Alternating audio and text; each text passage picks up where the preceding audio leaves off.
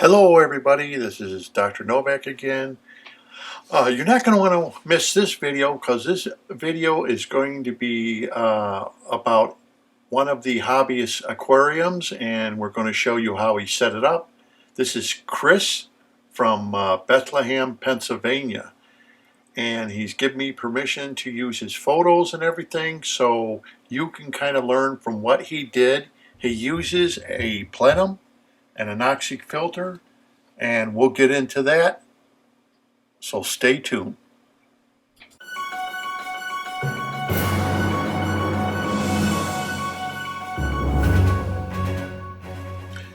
Okay, in this video I'm going to give you a little bit of his story that he gives us, and I'll show you some of the stuff that he has done.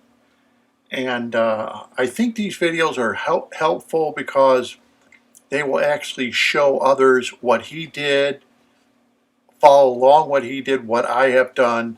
And I know that these videos may be repetitive, but people seem to like them from the information I'm getting because they like to see what other hobbyists have done, the materials they have used. And as you can see from Chris's aquarium here, he's hitting everything right on the mark of what people want to use as a substrate and how they want to make their aquariums. And that is, I think, what everybody needs to find out, that information about how successful people are and how they made it.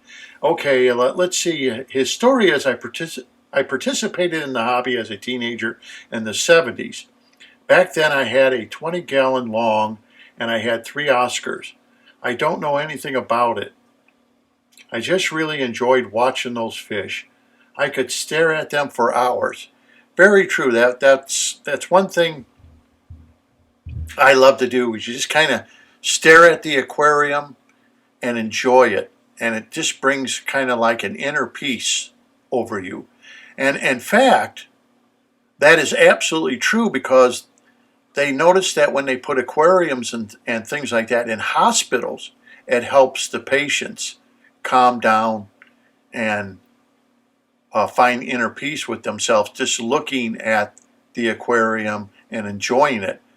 So it's just something with humans and aquariums that help us calm down and even make our blood pressure lower and heart rate lower.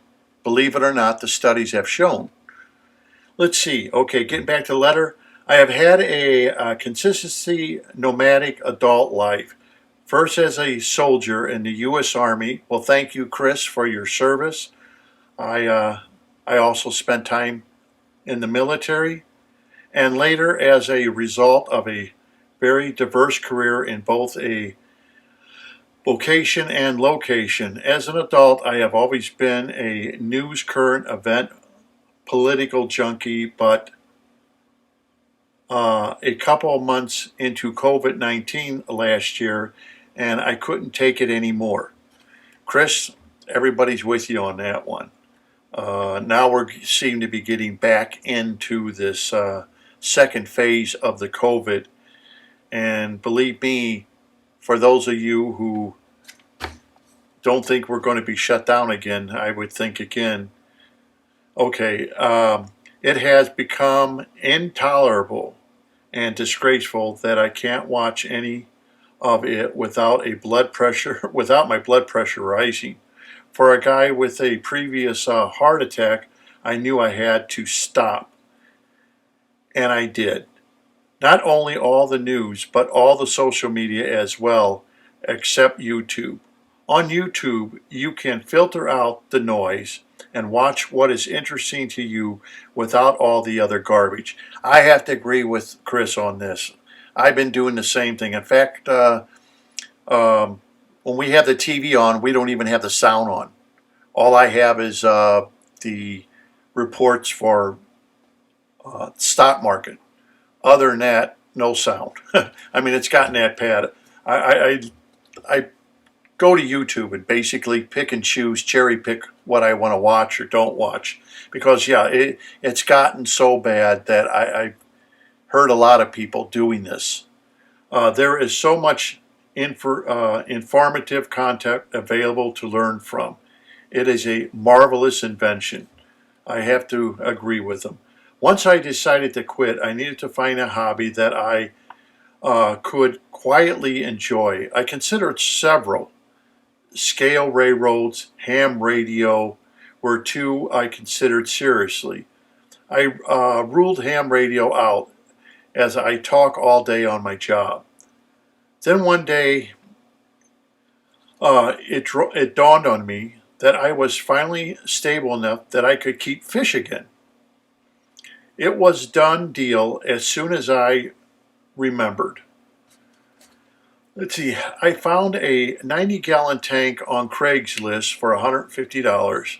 I wanted to put it at the end of my desk in the basement, my man cave. So I built my own frame with 2x6s at just above table height. You can see the end of the desk at the tank below through his pictures. At the time, I had not found your channel. I was watching a lot of videos from Corey at Aquarium Co-op and Father Fish talking about anaerobic dirted tanks. Chris, a lot of people have mentioned to that. I have really never mentioned about other people's channels because I respect other people's channels and what they're trying to do. A lot of these people are making a living, but anaerobic dirted tanks have been brought up to me quite a lot, and people like the thought of dirt, but they do not like the thought of anaerobic. And there's something I'm going to bring up right now is when people, as you're watching my channel, when people bring up something on their channel, do they talk about any of the science behind it? In other words, do they explain to you the bacteria that grows, how it grows, how it works? Does it complete the nitrogen cycle? Do they explain to you anything about redox? Do they explain to you how chemical mediators stay open to the insalts that are in our aquarium? I can go on and on of questions. Do they answer those questions? Or do they just tell you to do it with very little scientific explanation behind it? Now, these are questions only you can answer as you watch these other videos that are out there. A lot of people ask a lot of questions on bacteria and everything, and I'm thinking to myself, didn't you ask these questions to others, video channels, to make them understand or make you understand how the science of what they're doing actually works? I mean, that's just a little food for thought, because I'm always getting people asking me how the science works, how bacteria works, what kind of bacteria grows. Do these people explain to you in other channels what kind of bacteria they're using, the names of bacteria they're using, how does the bacteria form, how do you prevent the bacteria from making hydrogen sulfide or methane gas? Do they explain to you how it completes the nitrogen cycle? Do they get into in-depth science? Or do they just tell it to you and you're just supposed to wing it from there? Just saying. Go on with his letter. I decided to give it a try. To be completely honest, I didn't really do it properly.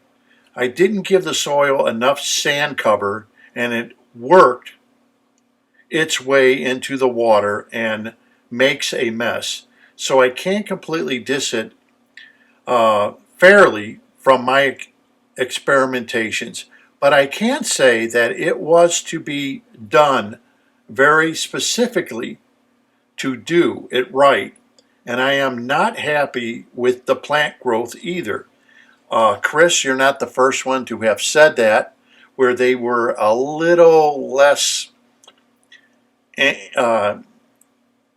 what should I say? What is the word I'm looking for? They were a little less enthralled by the spectacular plant growth that they seemed to be getting, that they were told they would have. Okay, if I put it that way, I'm trying to be, very nice about it. But Chris is not the first one to have said that. Just because you have a lot of nutrients in the soil doesn't mean you're going to have great plant growth. There is quite a lot of science behind aquarium keeping. And this is what this channel is about, the science behind it and why it works, how it works, and how do we get those nutrients into the root system. And it's just a little more than, well, as we know, right? It's just a little more than putting a plant in a pot, we find out, and thinking it will grow beautifully.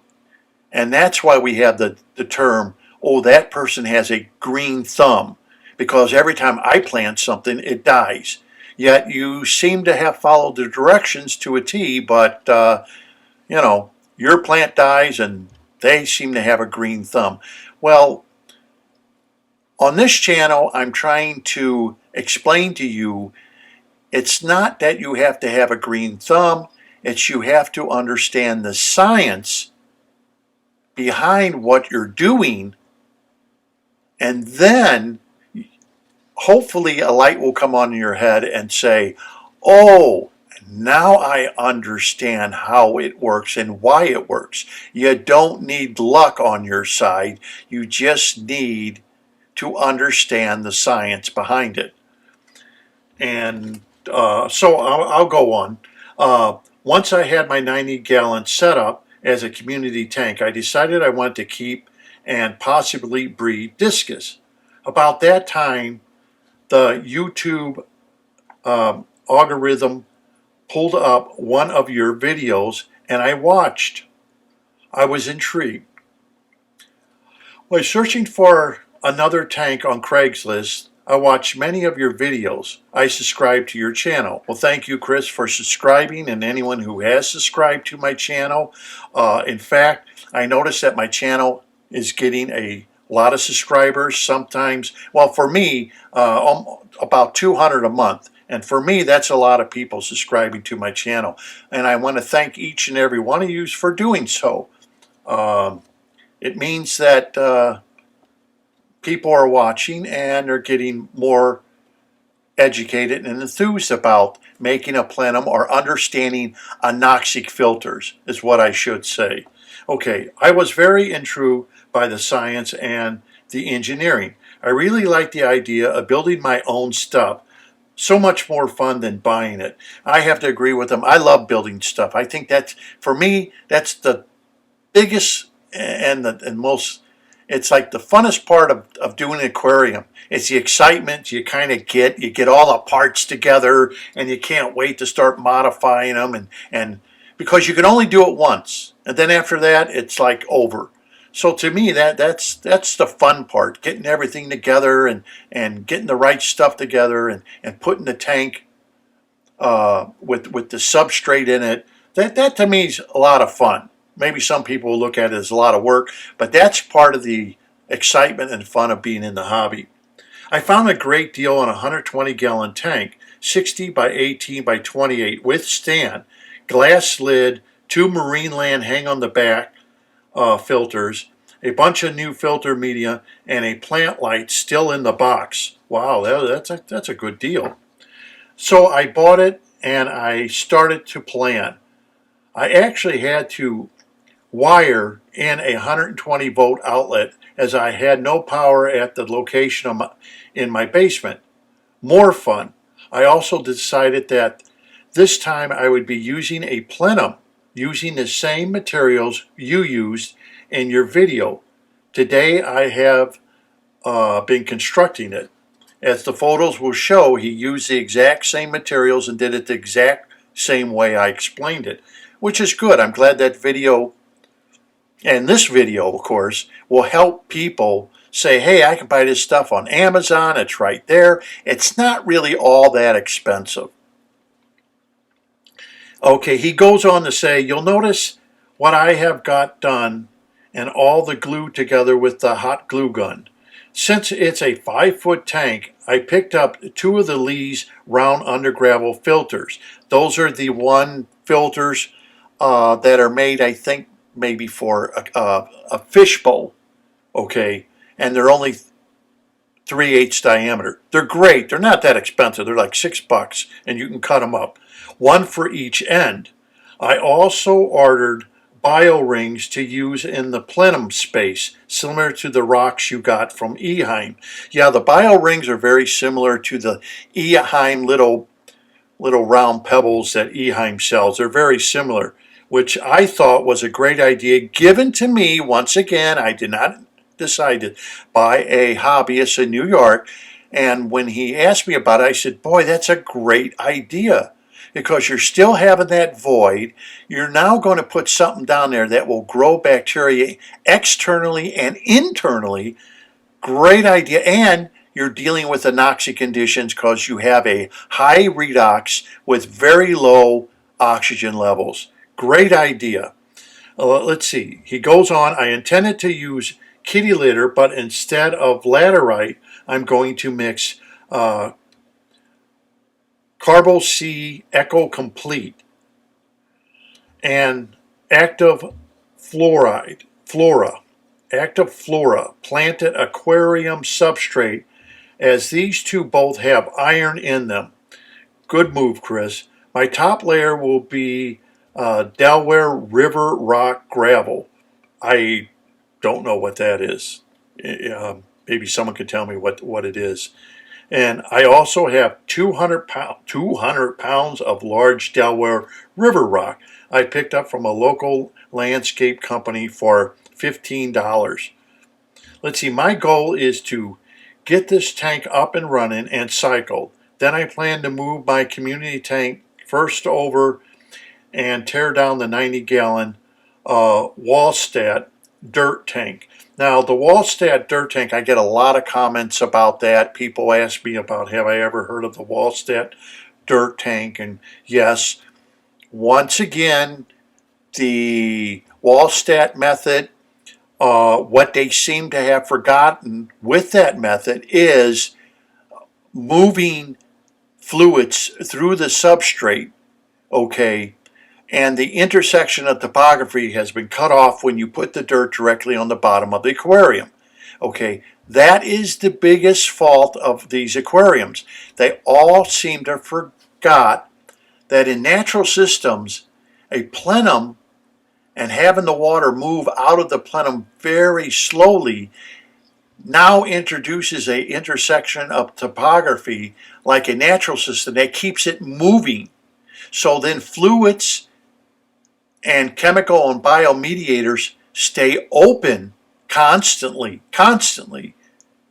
to what is in the main body of the aquarium. And these methods seem to have forgotten that once you put that on glass, okay, I'll tell you what, let me explain it this way for you. Let's say you had a natural system like the Wallstat dirt tank. And let's say you went to a pond filled of dirt and water lilies and everything else, right? And this would be that method. And let's say you could take a tank like Chris is using and shove it into the pond. And then you would slide a piece of glass underneath that. And let's say you had at least 3-4 inches of dirt with all the plants and everything in it, and you took it home and put it on your aquarium stand. Try to imagine that with me, okay? So you would think you would have a Wallstat dirt tank, perfect scenario. You couldn't get any better, right? Mother Nature has already given you the bacteria. It's already been cycled. How much better could we get, right? You would think you would have the perfect Wallstat aquarium. Unfortunately, when you put that piece of glass underneath it, you cut off the intersection of topography, which means the movement of water in and out of the substrate freely. Remember the word freely. You have now cut that off. And we all know that through physics, we all know that when fluids cannot move freely, they either slow down or stop moving altogether, and you will make anaerobic conditions, which is what we really don't want, because plants cannot live in anaerobic conditions. They cannot do it. They have to live in anoxic conditions is the best conditions for our plants and plant roots, meaning that you have oxygen, but at very low levels. They do not like a lot of oxygen. Otherwise, the aquariums that had under gravel filters would have been absolutely perfect. But we found out that plants hated that much oxygen around their root system. So what we understand is they like anoxic conditions, not anaerobic conditions. Anoxic is the perfect environment for your plants. And I show you in my videos how to create those anoxic conditions for your aquarium and your plants. And there's other benefits if you have watched my videos. Okay, I should move on. Tank, and rebuild it with a plenum. Then I will move more community tank fish back to the 90 gallon, and my 120 gallon will be ready for my discus. That's my story and my plan. Glad to send more photos. I work through this. Thank you very much for sharing your knowledge. Chris, thank you very much for sending me your email here, and I'm showing everybody Chris's tank. And yes, Chris, like Mr. Krupp in New York, will be able to buy discus and put them in his tank. As I've said before, 40 years ago, and since Chris has been in this since the 70s, he will remember back in the 70s and 80s having discus where it wasn't almost possible for just the normal person to have a discus. You really had to be a skilled hobbyist. You had to know what you were doing. You had to be a dedicated hobbyist to water changes every day, sometimes twice a day, bare tanks. It was only for the highly skilled hobbyists. And as I've shown you in my videos, the guy in New York bought some very large 7-inch diameter discus, wild on top of that, from South America, and they're doing great. They're spawning constantly. When we see that, that encourages all of us to say, you know what, I can do it. All I have to do is follow directions, and I can do it. We know the science is there. We now, if you watch my channel, understand the science and how it works. Do the other stations explain to you the science, how it works, any experiments that they have done, any research that has been done? This is why this hobby is so, it's full of information, and it doesn't mean it's incorrect. It just means that the success rate may not be as high as everybody thinks. And that's why so many people are trying so many different methods, because there is a science to it. And we are taking the science from sewage treatment facilities. We are taking the science from professors that have researched it, like myself, have researched it and had beta testing facilities and everything else, and researched it for years and years and years, dedicated our lives to research, not just bring something and hand it to you and say, it works, just listen to me and do it, because you can't just do that.